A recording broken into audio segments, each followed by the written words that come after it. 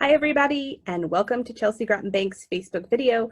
My name is Miria Gray. I'm the Community Education Officer here at Chelsea Groton Bank, and today we're going to be talking about family finances and having that discussion about credit history. So as you're moving forward in your relationship, maybe you've moved in together, maybe you're thinking about getting married, there's going to be coming some expenses that you may want to have in your relationship. Buy a house, get a new car, even if you wanted to take a personal loan to pay for a dream wedding or go on a honeymoon, things like that are going to take a review of your credit history. And as you're combining finances, it's really important to understand where the other person stands credit-wise. It is really a hard conversation after you're sitting in front of a lender to learn that the other person has a negative credit history or some things on their credit that they're not so proud of, or maybe doesn't have a good enough score to really be able to assist you in purchasing a house.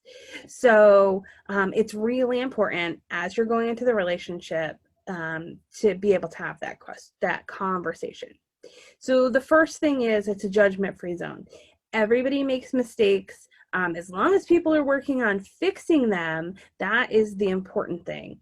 It takes a really long time to repair your credit after it's been damaged, and there are sometimes some legitimate reasons why a person's credit would have been damaged that they would then be having to fix it, like loss of job or illness or medical issues in your family.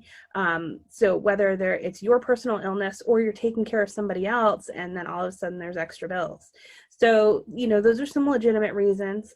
For younger people, especially getting out of college, maybe you have extensive student loans, which is putting a cramp on your credit score. Maybe you made some mistakes where in college you didn't really understand what credit was all about, and now you're fixing that.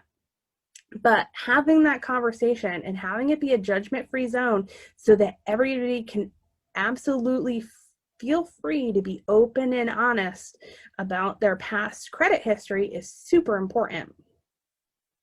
The other thing is to hear them out. Don't jump on them the minute that they, said this, and don't try and give them advice that they could have done. That's not going to help them now, so don't say, well, you could have done this or you could have done that. None of that is going to help right now. So don't try and give them advice for past mistakes. Also, don't try and give them advice moving forward unless they're going to ask you for it, because that can create some resentment. Having the conversation and hearing what they're doing is great to understand where they're at. If they want your help, wonderful. If they don't ask for it, please don't offer it. Because that could create some resentment in the relationship, especially if they decline it and then you feel really negatively impacted by that. And then make a plan going forward. So after you've had that conversation, maybe it's you that has the bad, credit history, maybe it's them, who knows, but going forward, making a plan. So saying, look, okay, here's where we're at. We're getting married. In 5 years, we'd like to buy a house. This is where we need to be financially, and this is how we're going to get there. So moving forward, making a plan, because you can fix things moving forward. What's in the past is in the past, and we cannot do anything about that. So we're going to accept what's happened in the past. We're going to make a plan to make it better in the future. And then you can each work on that, right? So making a plan to get where you want to be. So I hope this has been helpful, and that you can sit down and talk about it. That conversation is going to be very awkward, to say the least, to begin with.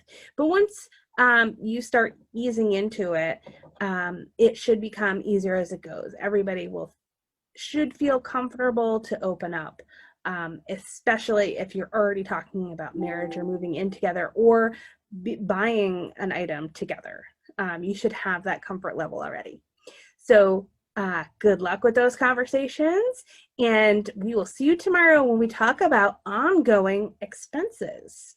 Bye-bye.